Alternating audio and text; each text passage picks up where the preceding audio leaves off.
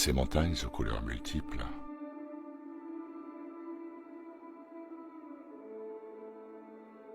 ces restes de ce qui fut bien vivant, gigantesques arboricoles, gigantesques créatures,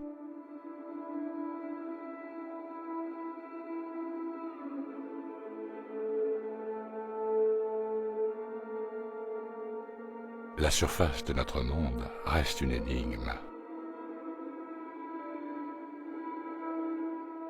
Ces vestiges se révèlent aux non-sachants.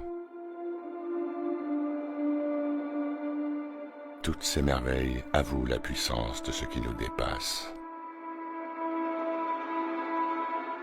Les images parlent.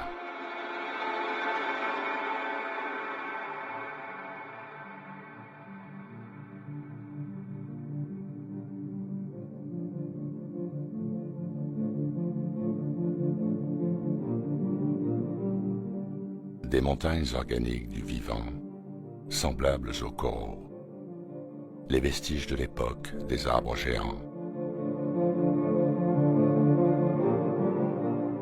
Entre le marbre, le calcium, la silice, notre monde se confond dans ses structures osseuses jusqu'à ses vraies racines. Le temps n'aurait plus d'âge.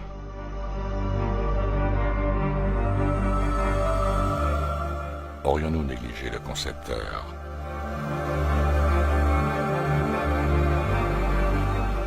Si le premier humain, notre père à tous, Adam, fut créé de terre et d'argile, si ces couleurs, aussi différentes les unes des autres, savaient que nos origines représentent nos cultures,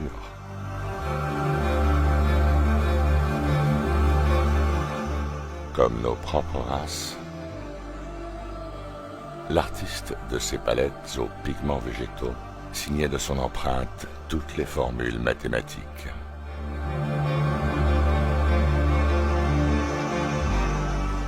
Au soleil levant de ces sources, l'Iran dévoile ses racines d'arbres géants.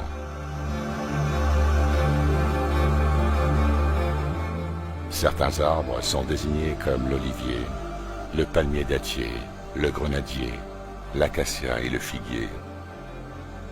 Mais d'autres, comme l'arbre du paradis, n'y sont pas identifiés.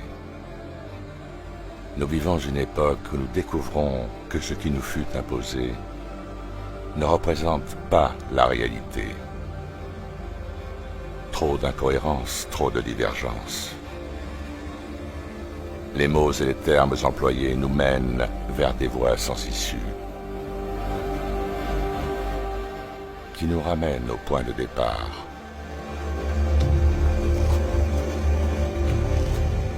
L'histoire d'un grain de sable qui ne savait pas ce qu'il était, ni d'où il venait. Il était complètement perdu au milieu de ses semblables.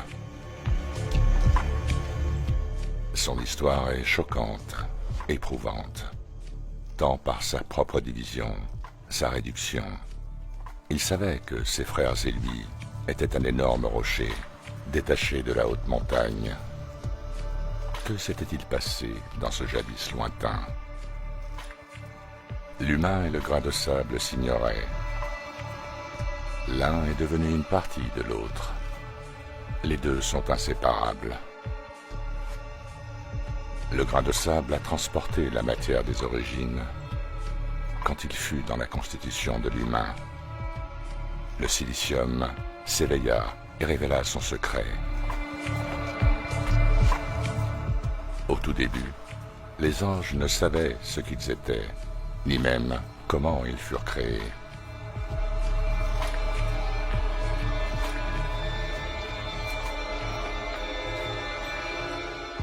Sommes-nous le fruit d'une création?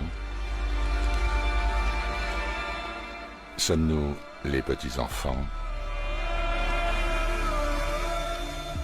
d'un père innocent, Adam?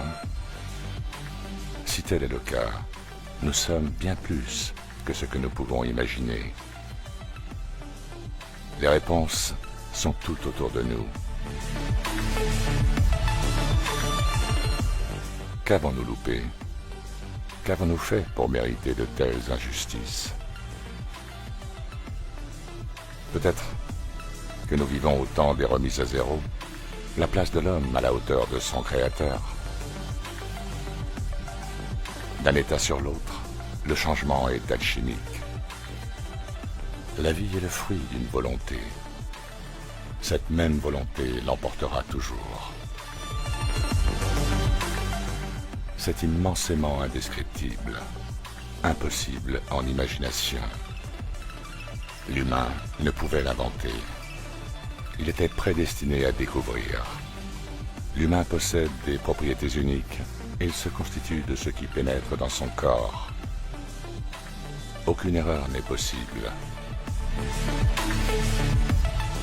Pas une fleur, ni aucun animal, insignifiante la créature. Qu'importe la puissance de sa force, aussi faible qu'invisible d'apparence, géante de grandeur. Sa taille ne se mesure pas de son centre. Cette montagne est l'Éden.